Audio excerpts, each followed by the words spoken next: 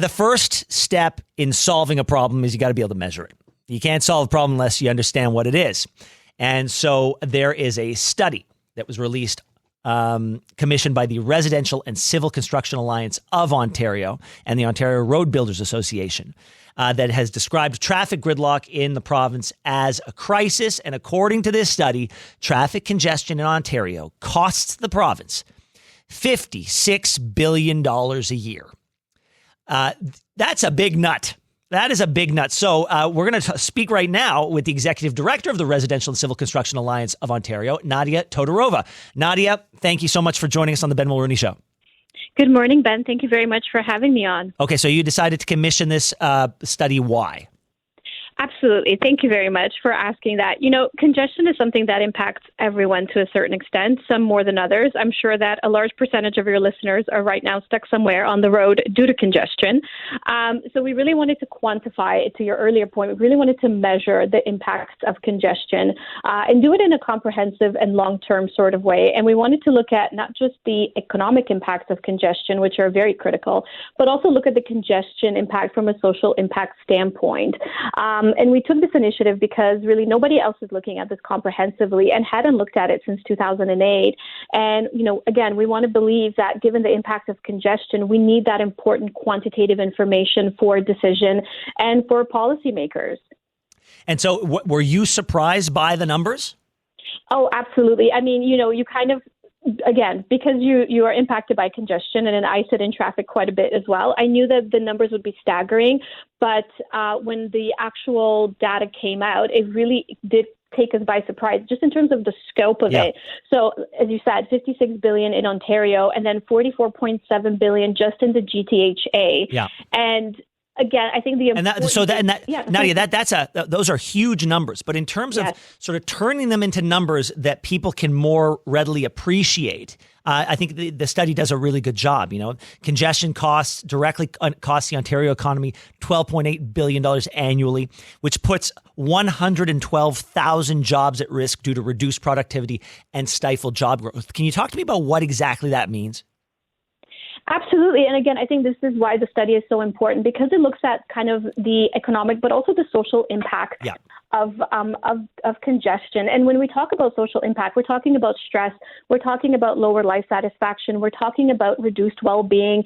And to be able to quantify that and give that perspective for people, I think it's humbling. And again, I think it gives decision makers the tools necessary to be able to say, this is why we need to continue to invest in transit, in transportation, to be able to, you know, have a strong future for everyone, especially when you look at what will happen if we don't invest. By 2044, those staggering numbers that we just talked about are going to grow tenfold. It's going to get much, much worse. It's going to...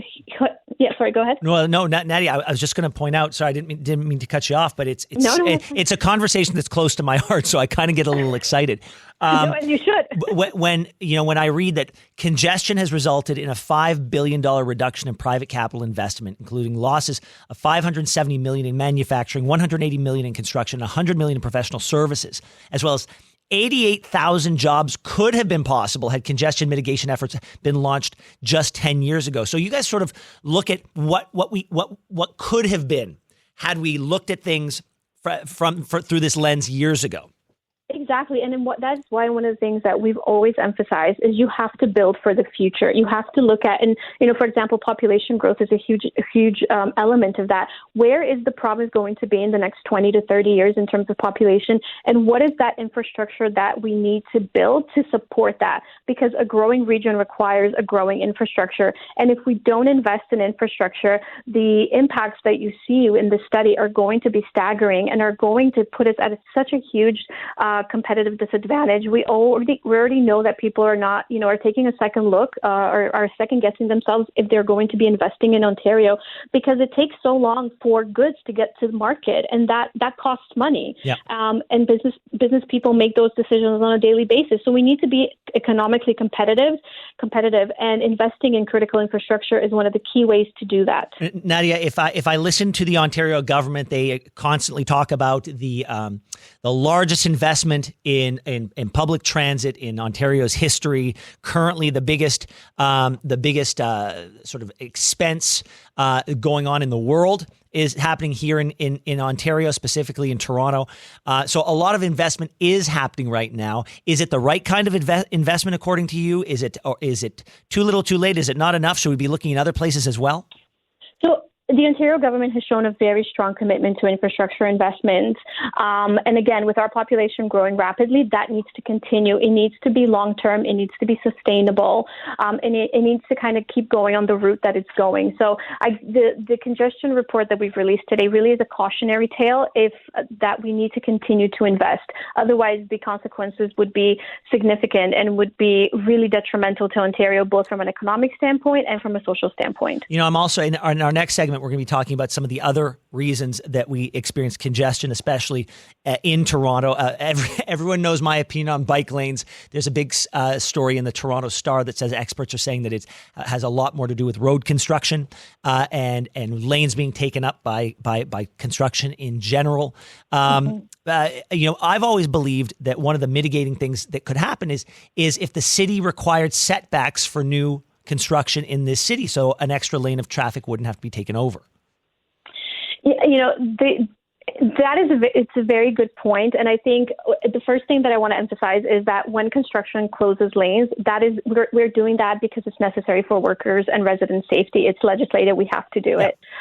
But as our report suggests, there really needs to be more collaboration and innovation between industry and government. So how can we, for example, expedite construction through flexible working hours? So, we clear the work faster. How can cities have early tendering and faster project award and getting those projects out in early fall or late fall or early winter so we can maximize the number of working days? How can we incentivize project acceleration?